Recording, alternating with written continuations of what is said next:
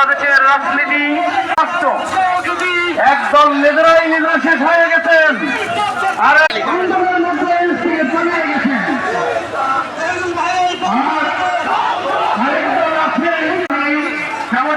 ক্ষমতায় নিয়ে যেতে চায়। আমাদেরকে সিদ্ধান্ত নিতে হবে। আমাদের এলাকার প্রত্যেকটা গ্রাম, প্রত্যেকটা ঘরে ঘরে আমাদের জামাত ইসলামের দাওয়াত পৌঁছে দিয়ে জামাত ইসলামের কোরআনের পক্ষে যারা আছে তাদেরকে জয়লাভ করার জন্য আমাদের